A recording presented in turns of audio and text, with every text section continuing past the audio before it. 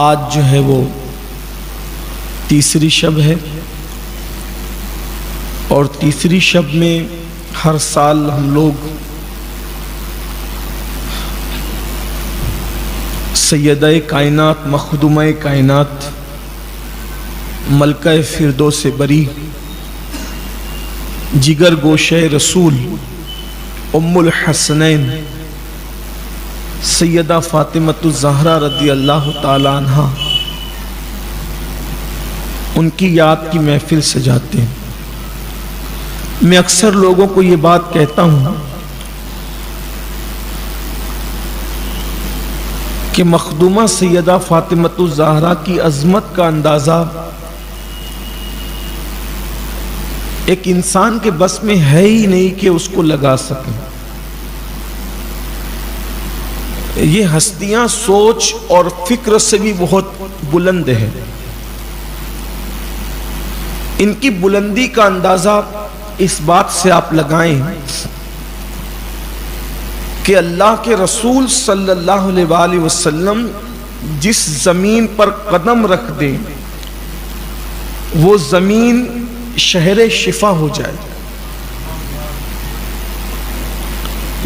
مدینہ منورہ تو یثرب کہلاتا تھا، وہ اگر مدینہ ہوا ہے، شہر شفا ہوا ہے، تو صرف اس وجہ سے کہ حضور علیہ السلام نے قدم رکھا،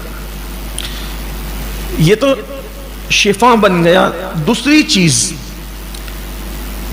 کہ بار بار انہوں نے جس زمین پہ قدم رکھا وہ جنت کے ٹکڑوں میں سے ایک ٹکڑا بنا۔ ما بین بیتی و منبری روضۃ من ریاض الجنہ، کہ میرے گھر اور میرے منبر کے درمیان میں جو جگہ ہے وہ جنت کی کیاریوں میں سے کیاری ہے۔ تو یہی جنت کی کیاری کیوں ہے؟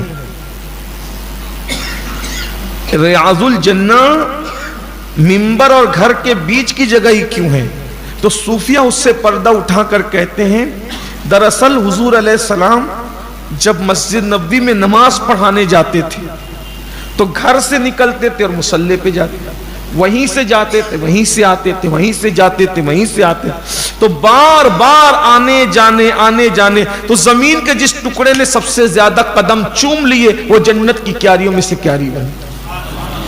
تو جس کے تلووں کو چوم کر خطہ زمین جنت کی کیاری بن جائے، صرف تلووں کو تلوے کی بات نہیں ہو رہی ہے، تلوے کو چومنے والی زمین کی بات ہے۔ جس نے تلووں کو چوما بار بار، جس نے تلووں کو بار بار بوسا دیا، وہ جنت کی کیاریوں میں سے کیاری بن گئی۔ جہاں آرام کر لیں وہ خطہ جنت بن جائے۔ تو جہاں جسم لگ جائے، جہاں قدم لگ جائے، اس کا یہ مقام ہے، تو پھر قدم کا مقام کیا؟ اور اس کے بعد مصطفیٰ جان رحمت صلی اللہ علیہ وآلہ وسلم کے قدم زمین پہ لگ کر زمین کو جنت کا ٹکڑا بنا دیں، تو جس کے بارے میں فرمائے بدأت منی کہ وہ میرے جگر کا ٹکڑا ہے۔ کجا زمین کا ٹکڑا، کدا جگر کا ٹکڑا، حضور اکرم صلی اللہ علیہ وآلہ وسلم کے جگر کا ٹکڑا، سیدہ کائنات، جن کی محبت کو اللہ نے ہم پہ فرض کیا، جن سے محبت کرنے سے عمر دراز ہو۔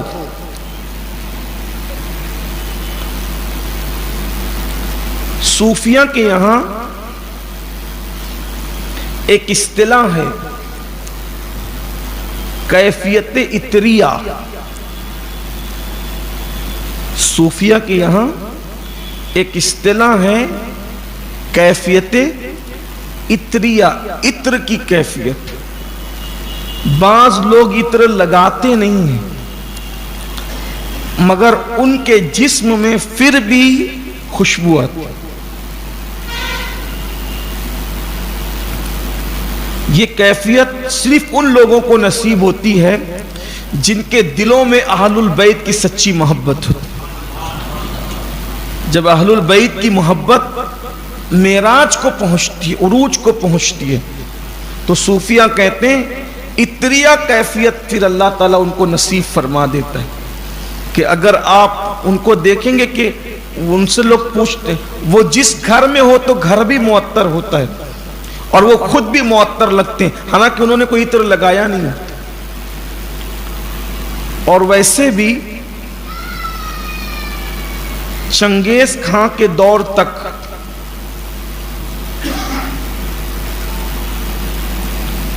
سادات کے جسم سے بھی خوشبو آتی تھی.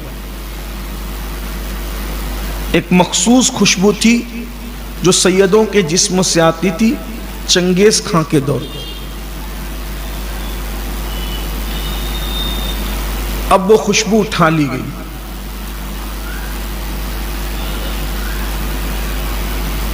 چند روایتیں جوڑ کر کے اگر اس کو دیکھیں، شیخ محقق شیخ عبدالحق محدث دہلوی رحمت اللہ علیہ فرماتے ہیں کہ سیدہ فاطمۃ الزہرا سلام اللہ علیہا کی ولادت اعلان نبوت سے 5 سال پہلے ہوئی.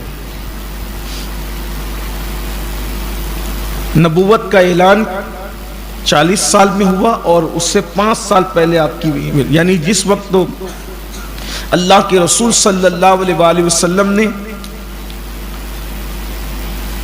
نبوت کا اعلان کیا اس وقت تو آپ 5 سال کی تھی.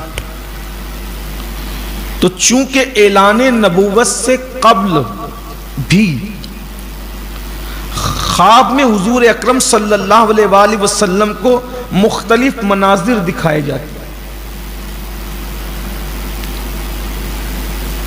تو قبل اعلان نبوت بھی خواب میں آپ کو کبھی جنت کی سیر کرائی جاتی تھی، اعلان نبوت سے پہلے بھی. اس لیے کہ ہم اہل سنت کے عقیدے میں یہ ہے کہ وہ 40 سال کے بعد نبی بنے نہیں، بلکہ 40 سال کے بعد انہوں نے نبوت کا اعلان کیا. اس لیے کہ خود حدیث پاک موجود ہے کہ فرمایا کہ آقا فرماتے میں اس وقت بھی نبی تھا جب آدم اور حوا مٹی اور پانی کے درمیان کی کیفیتیں طے کر رہے تھے. حضور تاج الشریعہ علیہ الرحمٰن نے اس کو بیان کیا ہے کہ آب و گل میں نور کی پہلی کرن. آب و گل میں، گل کہتے ہیں مٹی کو اور آپ کہتے ہیں پانی کو، آب و گل میں نور کی پہلی کرن جانے آدم جانے حوا آپ ہیں.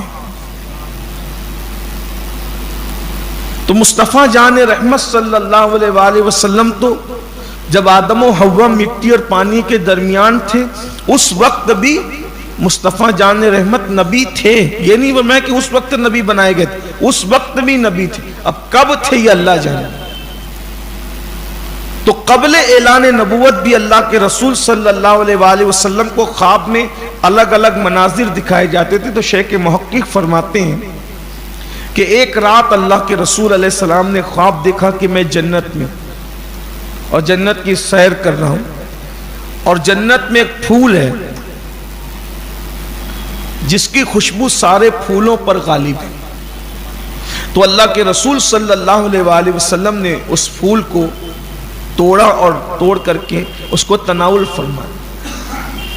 اور جب اس کے بعد خواب سے بیداری ہوئی تو سیدہ کائنات اپنی ماں کے شکم میں جلوہ گر.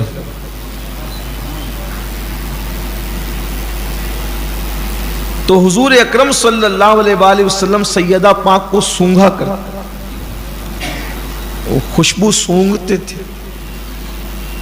اس روایت پر کچھ لوگوں نے کلام بھی کیا ہے، شیخ صاحب نے بیان بھی کیا. شیخ صاحب کے بیان پہ اعتماد کر کے میں آپ کے سامنے بیان کروں. تو وہ خوشبو منتقل ہوئی اور ایک زمانے تک سادات میں رہی. بزرگوں نے اپنی صوفیہ نے اپنی کتابوں میں لکھا،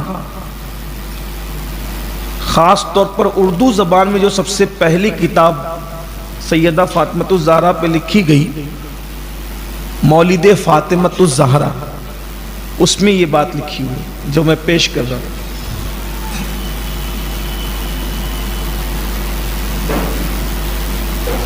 کہ جب چنگیز کا دور آیا تو سادات کو چن چن کر قتل کیا جاتا.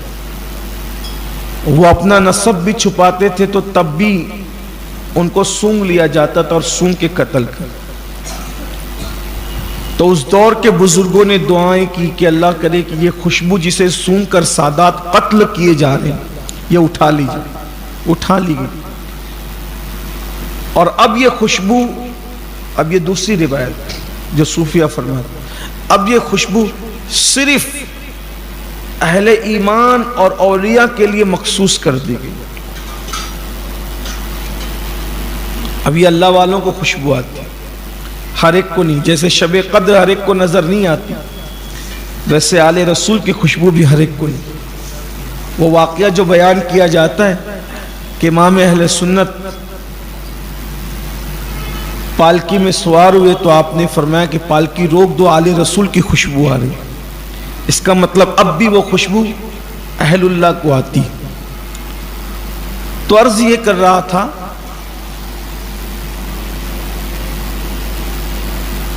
کہ کیفیت عطریہ اللہ تعالیٰ جن کے دل میں سعادات کی سچی محبت پیدا کر دیتا ہے اور جو اہل البیت کا سچا عاشق ہو جاتا ہے وہ بھی مہکنے لگتا ہے، اس کا گھر بھی مہکنے لگتا ہے اور انشاءاللہ اس کا کفن بھی مہکے گا اور اس کی قبر بھی مہکے. کتنی بڑی سعادت ہے. بہت کم لوگ شاید اس منزل پر پہنچ پاتے ہوں گے، لیکن بہت لوگ ہیں جو ہماری نظروں سے اوجھل ہیں. جب میں نے پہلی مرتبہ یہ بات پڑھی کہ صوفیہ کے یہاں یہ بھی کوئی اصطلاح ہے اور اس کی دلیل میں نے پڑھی تو مجھے پتا چلا کہ ایسے کچھ لوگوں سے میری ملاقات ہوئی ہے کہ بغیر عطر کے جن کے جسم کو میں نے مہکتے دیکھا، لیکن اس اصطلاح سے میں اس وقت واقف نہیں تھا. یعنی کتنی بڑی سعادت ہے یہ کہ اہل البیت کی سچی محبت میں انسان غرق ہو جائے تو دنیا میں بھی وہ مہکے اور اس کا وہ جہاں موجود ہے وہ بھی مہکے. تو ان کی محبت اللہ نے ہم پہ فرض کی ہے. اور پھر یہ وہ لوگ ہیں، ان کے بارے میں لکھا گیا، بزرگوں نے لکھا کہ جب اللہ تعالیٰ نے حضرت حوا کو پیدا فرمایا تو یہ بات کہی گئی کہ حوا بہت خوبصورت ہے، اس سے خوبصورت کون ہو سکتا ہے.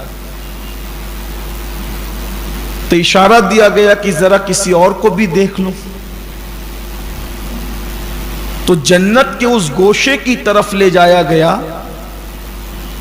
جہاں ایک بہت خوبصورت خاتون تھی اور اس کے سر پر ایک بڑا خوبصورت تاج تھا اور اس کے کان میں 2 گوشوارے لٹک رہے تھے، وہ بھی بہت خوبصورت تھے اور اس سے خطہ جنت منور تھا. پوچھا گیا یہ کون ہے؟ تو کہا اسے فاطمہ بنت محمد کہتے ہیں.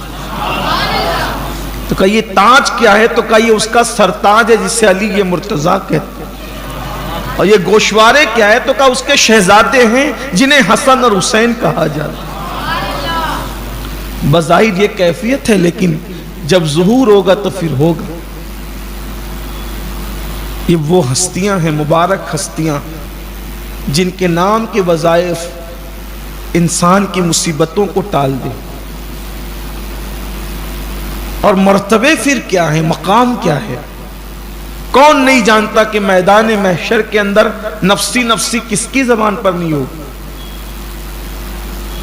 صاحب سوائق المحرقہ لکھتے ہیں، اس کو میں بیان کرنے سے پہلے آپ غور کریں، کیا نمازیوں کی زبان پہ نفسی نفسی نہیں ہوگا؟ کیا حاجیوں کی زبان پہ نفسی نفسی نہیں ہوگا؟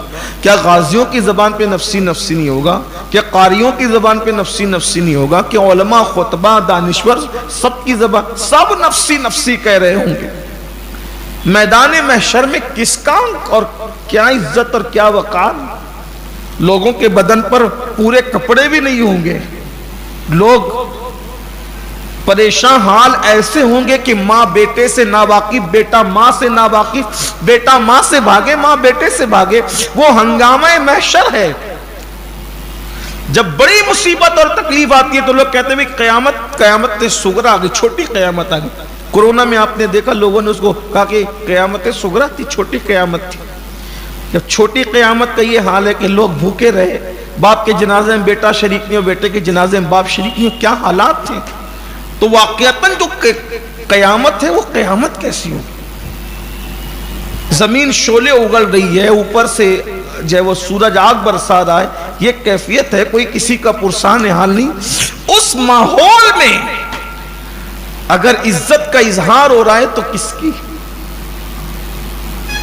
جن عزت داروں کی عزتوں کا اظہار ہو رہا ہوگا ان میں سے ایک ذات وہ ہے کہ اعلان ہو رہا ہوگا، منادی حضرت ابو ایوب انصاری رضی اللہ عنہ روایت کرتے ہیں کہ اللہ کے منادی اعلان کرے گا، محشر والوں گردنیں جھکا لو اور آنکھیں بند کر لو، اپنے سروں کو جھکا لو، آنکھیں بند کر لو، آنکھیں نیچی کر لو۔ رسول اللہ محمد عربی صلی اللہ علیہ وآلہ وسلم کی شہزادی فاطمہ پل صراط سے گزر رہی، غور کریں کہ شان سے پل صراط، کوئی اس انداز سے گزرے گا پل صراط؟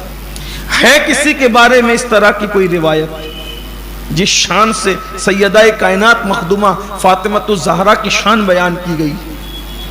ایک حدیث پاک میں یہ بھی آیا ہے کہ میدان محشر میں اعلان ہوگا کہ کہاں ہے اہل بیت سے محبت کرنے والے؟ عرش کے نیچے ان کے لیے دسترخوان لگا ہے، اور جن پنجتن سے وہ محبت کرتے تھے وہ پنجتن موجود ہے، آج ان کے ساتھ دسترخوان پہ وہ بیٹھنے کا شرف حاصل ہے۔ کتنی عظیم سعادت ہے، اتنا بڑا مقام اور اتنا بڑا مرتبہ ہونے کے بعد کتنی سادہ ترین زندگی ہے کہ ایک مرتبہ کا واقعہ ہے کہ اللہ کے رسول صلی اللہ علیہ وآلہ وسلم گھر تشریف لائے تو دیکھا کہ سیدہ پاک رو رہی، آنکھ میں آنسو۔ پوچھا کہ بیٹی کیوں رو رہی، رونے کی وجہ کیا؟ آپ روتی کیوں ہیں، رونے کی وجہ کیا ہے؟ تو اس کی بابا جان شکایتاً نہیں کہہ رہی ہوں، آپ نے پوچھا ہے تو حکایتاً کہہ رہی ہوں۔ کیوں رو رہی؟ کہ 3 دن سے گھر میں چولہا نہیں جلا ہے، فاقہ ہے، اس پر بھی کوئی شکایت نہیں، کوئی بات نہیں، لیکن آج میرے دونوں بیٹوں نے ایک دوسرے سے بات کرتے ہوئے ایک عجیب سا جملہ کہہ دیا، بس بچوں کا جملہ برداشت نہیں ہوا، اسی کو یاد کر کر کے رو رہی ہوں۔ کیا کہا انہوں نے؟ تو کہا جب کئی دن کا فاقہ ہو گیا اور حسنین کریمین کو کھانا نہیں ملا تو دونوں شہزادے آپس میں بات کر رہے تھے کہ بھیا ہماری طرح روئے زمین پر کوئی ایسا بیٹا ہوگا جو اتنا بھوکا ہو؟ ماں ہونا برداشت نہیں ہو سکا، میں رو پڑی، مجھے رونا آ رہا ہے۔ میرے بچے ایسی بات کر رہے ہیں کہ روئے زمین پر کوئی ایسے بچے ہوں گے جو اس قدر بھوکے ہوں کہ 3 دن کی فاقہ کشی، اور ظاہر سی بات ہے گھر میں اگر بڑے فاقے سے ہوتے ہیں تو کم از کم بچوں کو تو کچھ کھلا ہی دیا جاتا، بلکہ اگر گھر میں میت ہو جاتی ہے تو بھی محلے کے لوگ بچوں کو لے جاتے ہوئے چلیں، بڑے ابھی میت میں مصروف ہیں تو کم از کم بچوں کو تو کچھ کھلا دو۔ لیکن کیا ان لوگوں کی زندگی ہے؟ شہزادوں کی زبان سے نکل پڑا ہے کہ کیا ہماری طرح کوئی ہوگا روئے زمین پر جو بچہ ہو کر اتنا بھوکا ہو؟ بابا رو پڑی۔ اللہ کے رسول صلی اللہ علیہ وآلہ وسلم نے کہا کہ تو پھر کہ یا رسول اللہ، اللہ کی بارگاہ میں مناجات کرتے ہوئے بھی حیا آتی ہے کہ کہیں گستاخی نہ ہو جائے مناجات کی، کیسے اس سے کھانا مانگو اپنے بچوں کے لیے؟ تو ارشاد ہوا بیٹی وہ گستاخی نہیں ہے، مناجات تو عبادت ہے، اس سے مانگنا اس کو پسند ہے، مانگو اس سے طلب کرو، وہ عطا کرے گا۔ تو مصلی بچھا دیا اور 2 رکعت نماز پڑھی، اور نماز پڑھنے کے بعد ہاتھ اٹھا کے عرض کی اللہ تیرے محبوب صلی اللہ علیہ وآلہ وسلم کی طرح تو کوئی ہو نہیں سکتا، ان کے گھر میں چولہا نہیں جلتا ہے تو وہ کہتے ہیں کہ میں رات اللہ کے ساتھ گزارتا ہوں، وہ مجھے کھلاتا بھی ہے اور پلاتا بھی ہے، ہم تو ان کی طرح نہیں ہیں، ویسے نہیں ہیں، لیکن میرے بچے بھوکے ہیں اور تجھ سے مناجات کی جا رہی ہے کہ اللہ کسی طرح جو ہے میرے بچوں کے لیے کھانے کا انتظام۔ آنکھ میں آنسو آئے، ہاتھ اٹھا کر برداشت نہ ہو سکا اور بے ہوش ہو گئے۔ ہوش جاتے رہے، جبریل امین بارگاہ رسالت میں عرض کی یا رسول اللہ مناجات فاطمہ نے آسمان کے ماحول کو زیر و زبر کر دیا، فرشتے بے چین ہو گئے فاطمۃ الزہرا کی مناجات پر. اللہ کے رسول علیہ الصلوۃ والتسلیم جب تشریف لائے تو دیکھا کہ آپ مصلی پر بے ہوش.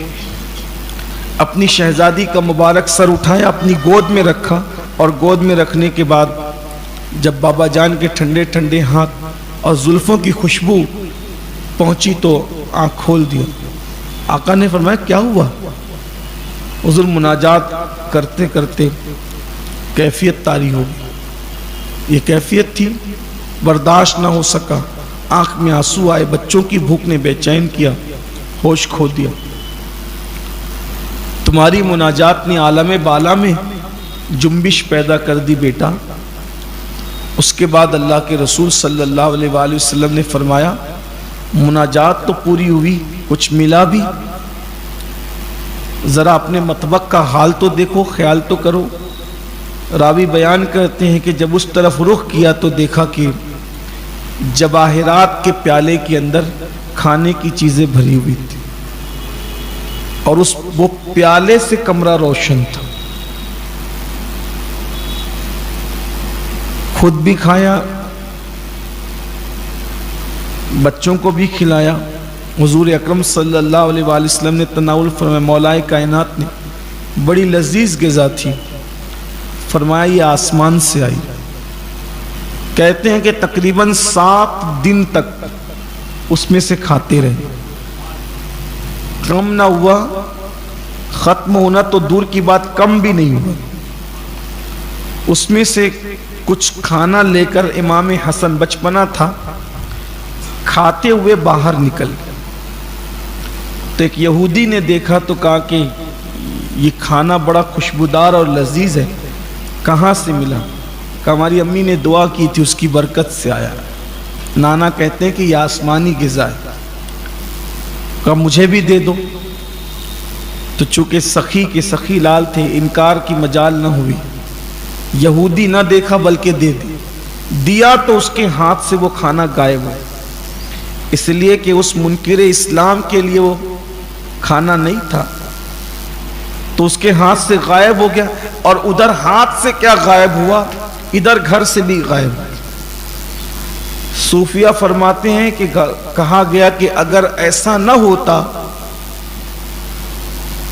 تو وہ کھانا زندگی بھر کے لیے کافی ہوتا. یہ شانیں ہیں ان لوگوں, یہ مراتب ہے, یہ مقامات ہیں. اللہ تبارک و تعالی نے قربانیوں کا جذبہ دیا. ایک مرتبہ اتنی بیمار ہو گئی کہ اٹھ بیٹھ نہ سکی. ایسی بیماری کے عالم, کئی دن سے کچھ نہ کھایا. تو مولائے کائنات نے کہا کہ بیمار ہو گئی ہے, کچھ یاد آتا ہو تو کہیں, کچھ کھلائیں آپ کو. تو کہا اس وقت تو انار کی خواہش ہو, اگر آپ انار کھلا سکتے ہیں تو کھلا دیں. مولا مشکل کشا انار لے کر گھر میں داخل ہوئی, اور کسی کی طرف سے آواز آئی, کیا اللہ کے لیے ہمیں کچھ کوئی کھلا سکتا ہے؟ سیدہ نے فرمایا کہ یہ انار جو ہے وہ سائل کو دے دیجیے. تو کسی نے کہا کہ بڑی تمنا تھی اس کی, اور بیماری میں اس کی طلب تھی. فرمایا کہ ہم آل محمد کی عادت یہی ہے, دوسرے طالب ہوں اور ہم کھائیں, ہمیں یہ پسند نہیں, اس لیے انہیں دے دیا. ہم اپنی ضرورت پر دوسروں کی ضرورت کو ترجیح دیتے. سبحان اللہ. ابھی آپ نے سنا لن تنالوا البر حتى تنفقوا مما تحبون کی ہلکی سی تفسیر, تو بات یاد آ گئی. جو خود کو پسند و پسند کی چیز قربان کرو. بات یاد آ گئی کہ ایک مرتبہ عید کا دن تھا, اور شہزادوں کے لیے قیمتی کپڑے بنائے گئے تھے. ایسے میں قریب کی شہر مدینہ کی خاتون جو غریب تھی اور اس کے بچے کے لیے کپڑے نہیں تھے, وہ سلام کے لیے حاضر ہوئی. اللہ کی شان خدا کا کرنا یہ کہ اس کا بچہ حسنین کریمین کا ہم عمر تھا. سیدہ پاک کو اس نے سلام کیا اور مبارک پیش کی تو پوچھا کہ تیرے بچے کو کپڑے نہیں بنے عید کے؟ عرض کی شہزادی ہم روٹی کے ٹکڑوں کو پریشان ہیں، ہم کیا کپڑے بنائیں گے. میں تو آئی اس لیے تھی کہ آپ کے بچوں کو تو یقیناً بنے ہوں گے، تو شہزادوں کا اترن لے لوں کیونکہ میرا بچہ بھی آپ کے بیٹوں کے ہم عمر ہے، تو ان کے کپڑے اس کو آ جائیں گے. تو نئے پہنائے تو پرانے تو آپ نے اتارے ہوں گے، وہ اترن لینے آئی. شہزادے سو رہے تھے، دونوں کو اٹھایا. اٹھانے کے بعد جو پرانے کپڑے اتار دیے تھے وہ پرانے کپڑے پھر سے پہنائے اور نئے کپڑے دونوں شہزادوں کے اتار کر کے اس کے ہاتھ میں دے دیے، یہ لے جا اپنے بچے کو پہنا. اس نے کہا میں تو اترن لینے آئی تھی. فرمایا ہمارے یہاں اترن نہیں دی جاتی، ہم نیا دوسروں کو دیتے ہیں، پھٹا خود پہنتے ہیں. اس لیے کہ جب اللہ کے لیے دے رہے ہیں تو نیا دیتے ہیں. ہم لوگ ہیں، اللہ تعالیٰ ان کے فیوز و برکات سے مالا مال فرمائے. جب ان کا ذکر آتا ہے تو دل چاہتا ہے کہ ذکر ہی ہوتا رہے. انفرادی ذات، انفرادی شخصیت جس کے لیے کائنات کا رسول کھڑا ہوں، جس سے محبت کرنا جنت میں جانے کا سبب بن جائے، جس کی اولاد سے پیار کرنا مغفرت کا سبب بن جائے، ایمان پر خاتمے کا سبب بن جائے. رمضان شریف کی تیسری شب تھی، پیر کا دن گزر چکا تھا، منگل کا دن آنے والا تھا. امام عبدالرؤف کے قول کے مطابق خود ہی نہایا، خود ہی غسل کیا اور غسل کرنے کے بعد فرمایا کہ میں نے نہا بھی لیا ہے، کپڑے بھی پہن لیے. امام عبدالرؤف، مختلف روایتیں لیکن امام عبدالرؤف کہتے ہیں کہ فرمایا کہ نہا بھی لیے، کپڑے بھی پہن لیے، زندگی بھر میرا جسم کسی نے نہیں دیکھا، بعد وصال بھی کوئی نہ دیکھے، اسی غسل میں اسی کپڑوں کے ساتھ مجھے دفن کر دیا جائے اور میرا جنازہ رات کے وقت اٹھایا جائے تاکہ کسی اجنبی مرد کی بھی نگاہ نہ پڑنے پڑے. آپ کی کنیز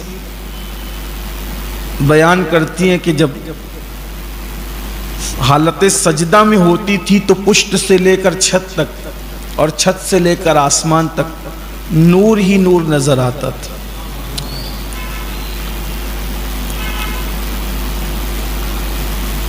کبھی تھک کر سو جاتی تھی تو چکی خود بخود چلتی تھی. بہت تھک جاتی اور سو جاتی، تھک کر بہت کم سویا کرتی، چکی خود بخود چلتی. چکی چلانے والا کوئی نظر نہیں آتا تھا لیکن چکی چلتی.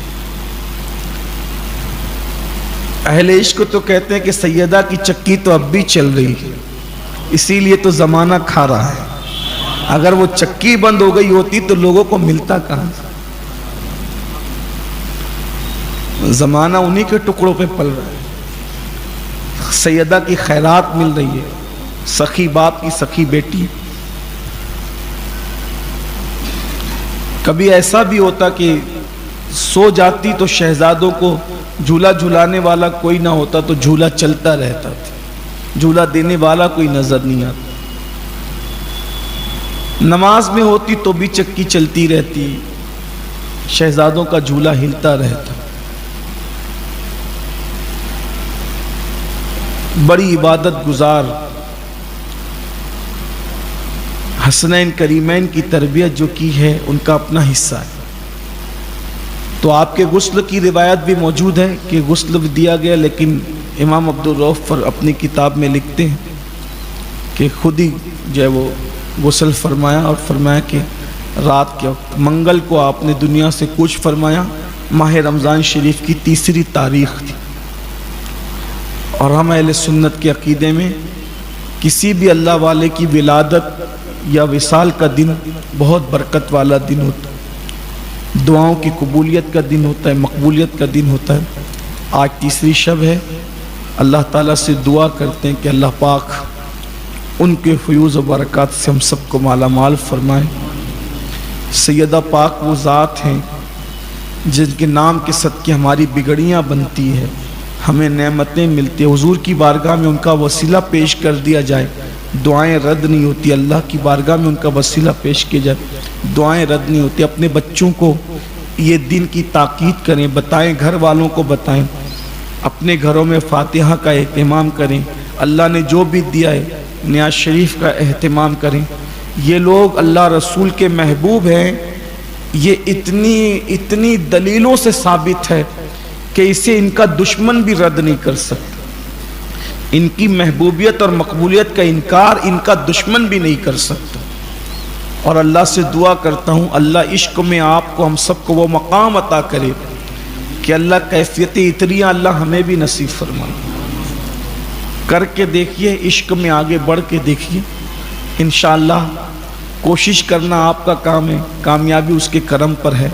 لیکن یہ بات پھر کہی جاتی ہے کہ اہل البیت سے محبت بے لوث کیجیے، غیر مشروط کیجیے، ہر اعتبار سے کیجیے، لیکن محبت اہل بیت کے پردے میں کبھی کسی صحابی کی توہین کی طرف مت جائیے، اور اگر کوئی جاتا ہے تو اس کا ساتھ مت دیجیے.